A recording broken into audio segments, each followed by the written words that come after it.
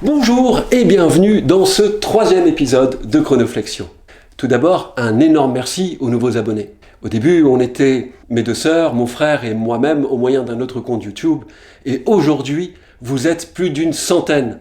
C'est fantastique. J'en profite pour remercier Joao de la chaîne Montrez-moi qui très rapidement m'a encouragé à continuer cette aventure de Chronoflexion.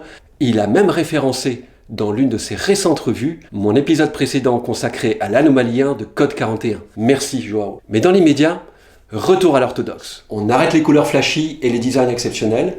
Je vous propose de me retrouver dans l'arène virtuelle de Chronoflexion pour un combat sans merci entre 2 plongeuses au délicat parfum vintage dans la catégorie des 1000 à 1300 €.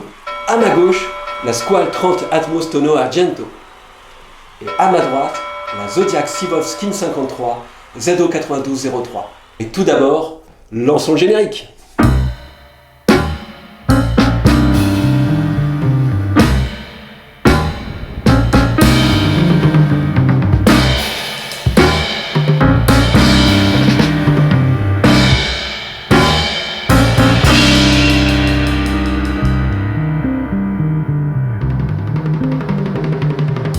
À première vue, ces 2 montres ne se ressemblent pas. Et pourtant, elles s'assemblent, d'une certaine manière. Tout d'abord, on est dans une catégorie de prix proche. La Zodiac neuve est actuellement affichée à 1029 € chez Aurel, par exemple. La Squall, elle, n'est disponible que chez Gnomon à 1140 $, c'est-à-dire 1028 € au cours actuel du dollar, mais auquel il faudra ajouter taxes et frais de douane, ce qui pourra enfler l'addition jusqu'à 1300 €. C'est un peu un coup de poker suivant les transporteurs utilisés, je dois dire, on en parlera une autre fois. Ensuite, le design de ces 2 combattantes des profondeurs trouve son origine auprès d'icônes qui ont vu le jour la même année, 1953. Alors, je ne parle pas de John Malkovich, Ségolène Royal ou Dorothée qui sont au ciné cette année-là. On parle bien de montres ici. Tout d'abord, la Super Seavolf Skin 53, son petit nom l'indique, est la reproduction assez fidèle de la Seavolf de 1953. Il s'agit de la première montre de plongée destinée à être commercialisée auprès du grand public. Jusqu'alors, celle-ci était réservée à une élite de quasi-super-héros, plongeurs professionnels, militaires. Cette montre incorporait aussi 2 innovations majeures, la désormais incontournable lunette rotative et une étanchéité affichée pour 100 mètres de profondeur. La Squall maintenant. Cette montre est la reproduction, également assez fidèle, de la Blancpain bathyscaphe du début des années 60, dont, accrochez-vous bien, le boîtier était manufacturé par Squall. Et oui, madame et monsieur, avant de devenir un fabricant de montres à part entière, Squall a fait des boîtiers pour les plus grandes marques, dont Blancpain, Tag Heuer, Sinn et Doxa. L'entreprise a débuté en 1959, au moment à peu près où la bathyscaphe est mise sur le marché. Mais alors, me demanderez-vous, comment cette montre trouve-t-elle son origine en 1953 ? Très bonne question. C'est que le design de la bathyscaphe est inspiré du grand classique de Blancpain, la première 50 Fathoms, qui, elle, est bien née en 1953. Le design de la 50 Fathoms est celui dont s'est inspirée toute une génération de montres de plongée par la suite, avec la lunette noire et le fond de cadran noir. Montre iconique, vous disais-je, elle mérite de s'affronter. Premier combat, le design. La Zodiac. La Zodiac a pour elle cette lunette en acier brossé avec des marqueurs gravés dans la masse et un subtil mélange de surface polie et brossée. Le verre de protection en saphir est juste bombé comme il se doit. Son cercle extérieur dépasse légèrement de la lunette, mais il est délicatement poli. Le cadran est noir anthracite, il révèle un superbe effet sunburst à la lumière du soleil. Le fond du boîtier est transparent, laissant apparaître un mécanisme parfaitement présenté, avec ce perlage sur les ponts et le colimaçonnage sur la masse oscillante, sur laquelle le logo sous forme de cible est apposé. Quelle beauté et quelle finesse! Les marqueurs de 6, 9 et 12 heures sont triangulaires et en relief. En écho à ceci, les aiguilles sont elles aussi triangulaires, effilées et pointues comme un stylet. Dans la partie supérieure du cadran, le logo de la marque, un viseur, est apposé en relief.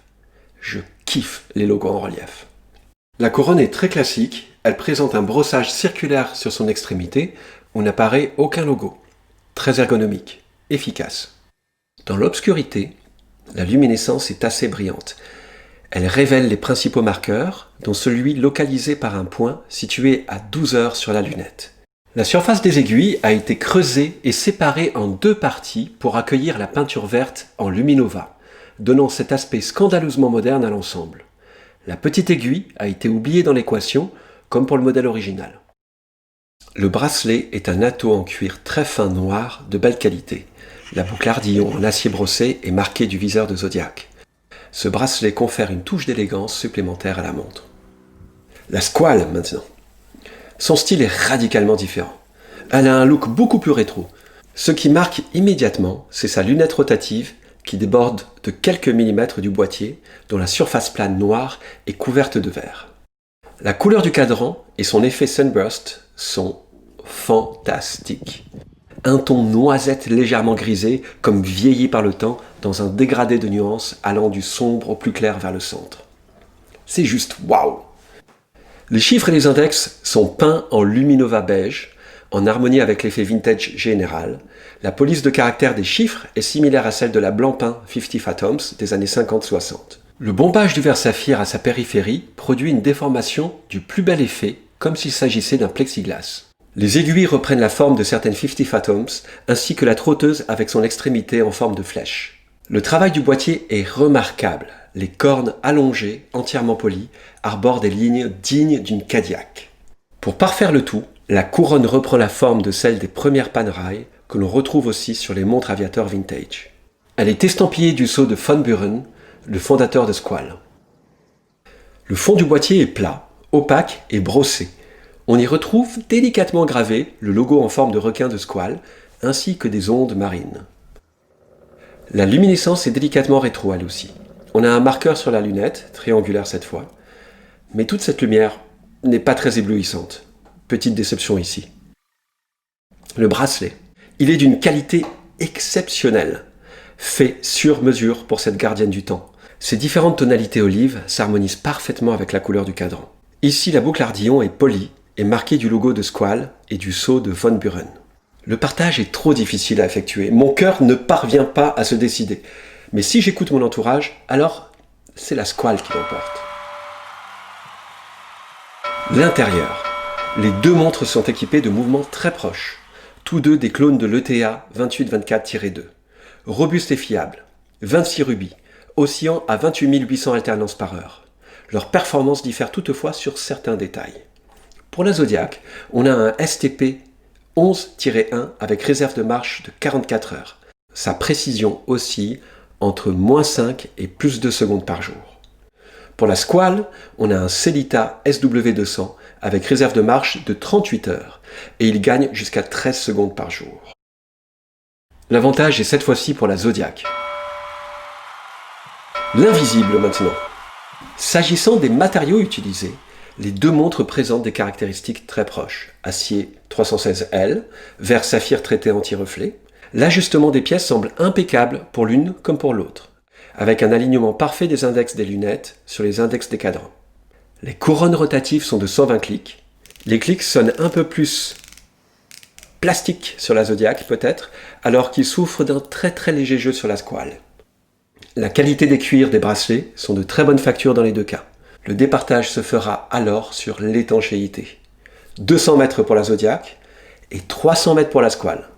Avantage à la Squale donc sur les critères de l'invisible pour ses 300 mètres de profondeur. L'héritage maintenant. La Zodiac a pour elle l'histoire d'une marque fondée par Arist Kalam en 1882 dans le canton de Neuchâtel, c'est-à-dire bien avant que Squale ne voie le jour en 1959. Zodiac a créé la première montre de poche plate avec son propre calibre et, en 1930, la première montre sportive utilisant un mouvement automatique. Ces Seawolf sont considérés comme l'un des plus grands succès commerciaux de l'horlogerie dédiée à la plongée. La Super Seawolf a été adoptée par les Navy Seals. Aussi peut-on ajouter à l'histoire de la marque le fait qu'un tueur en série, ayant sévi en Californie dans les années 60-70, avait repris le nom et le logo de Zodiac dans ses communications anonymes avec la police. Bon, je me vois mal dire dans un dîner mondain « Vous aimez ma montre ? C'est la première à avoir inspiré un célèbre tueur en série » et d'ajouter un petit rire sardonique, question de bien effrayer la convive. Mais l'anecdote mérite d'être rapportée. Outre cette triste affaire, il y a un autre fait dans l'histoire de la marque qui ne plaît pas à tout le monde. Alors que Zodiac ne parvenait pas à se relever de la crise du quartz, Fossil l'a racheté en 2001. Fossil, c'est une grosse boîte américaine fondée en 1984 qui fabrique surtout des montres à quartz, des lunettes et des sacs à main. Oui bon, n'empêche qu'ils ont sauvé Zodiac de la disparition totale. Et surtout, ils laissent à la toute petite équipe de Zodiac, située à Le Locle en Suisse, une grande indépendance pour réaliser ces lignes de montres qu'ils produisent en petite quantité. A noter que Fossil possède aussi la manufacture STP, Swiss Technology Production, qui fabrique d'excellents calibres. S'agissant de la Squale, tout a commencé dans les années 50 où Charles von Buren fabrique des boîtiers de montres pour de grandes marques suisses en raison d'une demande croissante de la part du grand public. En symbole de qualité, il appose son logo au dos des boîtiers qu'il fabrique et parfois sur le cadran même des montres. Puis il fonde son entreprise en 1959, qui produira ses propres montres à partir de 1974 et sur lesquelles on retrouvera ses fameux logos, un petit requin tout mignon, ainsi que le sceau des von Buren qui ressemble à une couronne. Cette apposition des deux logos fait partie de l'héritage de Squale. Ajoutons que Squale a aussi produit plusieurs éditions spéciales pour l'armée italienne. Après la crise du quartz et le retrait de von Buren, Squale est passé dans les mains d'une famille proche de ce dernier, les Maggi, qui l'ont sauvé de la faillite et ont relancé la marque en 2010. Le siège social de Squale est maintenant à Milan. Enfin, Squale a compté de nombreux ambassadeurs, dont le célébrissime homme dauphin Jacques Mayol, le héros du Grand Bleu. Petite anecdote au passage, alors qu'elle était hôtesse au MIP TV, marché international des programmes de télévision à Cannes, ma mère a dégusté une pizza avec Jacques Mayol dans la fameuse pizzeria Le Crécy. C'était au début des années 70. À qui va donc l'avantage de l'héritage ? J'aurais tendance à dire à la Zodiac, en raison de l'ancienneté de la marque, de son caractère innovant et cette petite histoire de tueur en série qui fait froid dans le dos. Le rachat par Fossil ne me trouble pas tant que ça. On fait les comptes ? Avantage à la Squale sur l'extérieur et l'invisible, avantage à la Zodiac sur l'intérieur et l'héritage. Je déclare match nul. Votre choix pourra se faire en fonction de l'esthétique, qui est le point le plus subjectif. En cas d'hésitation, il faudra alors vous demander sérieusement si c'est la précision du mécanisme qui importe le plus pour vous, ou l'étanchéité, ou encore le prix, la Zodiac étant moins chère quand même que la Squale d'environ 200-250 €. Pour finir, et ne pas faire entorse au concept de chronoflexion, je vais attribuer un héros de bande dessinée et un minéral à chacune de ces demoiselles. Pour la Zodiac, ce sera Nick Fury, le patron du Shield qui a réuni les Avengers. Il est trop cool et c'est un super espion méga intelligent. La montre hérite aussi de cette galène pour la couleur de son cadran. La Squale, elle, est attribuée à Alfred, le majordome de Bruce Wayne, pour son côté classe, vintage et ses antécédents militaires. C'est un personnage clé dans l'univers de Batman. Tout comme Nick Fury, il n'a aucun super pouvoir, il n'a même pas d'artillerie à sa disposition. Mais il a entraîné Bruce Wayne, et dans la série Injustice Gods Among Us, il a même mis une rouste à Superman, alors que ce dernier s'en était pris à Batman. Il a néanmoins réalisé cet exploit après avoir ingéré une pilule donnant une force surhumaine, la 5U93R. Le minéral de la Squale est l'œil de tigre, pour les nuances de couleurs qui s'accordent bien avec les tons du bracelet et du cadran. C'en est tout pour cet épisode, et comme promis sur la tête du Docteur Strange, j'ai fait un petit peu plus court cette fois pour vous présenter néanmoins deux montres. Alors n'hésitez surtout pas à me dire ce que vous pensez de chacune de ces deux plongeuses dans les commentaires. Et au passage, si vous me mettez un petit like, ça me ferait super plaisir, et surtout, n'hésitez pas à vous abonner. Un tout grand merci à vous, et à très vite.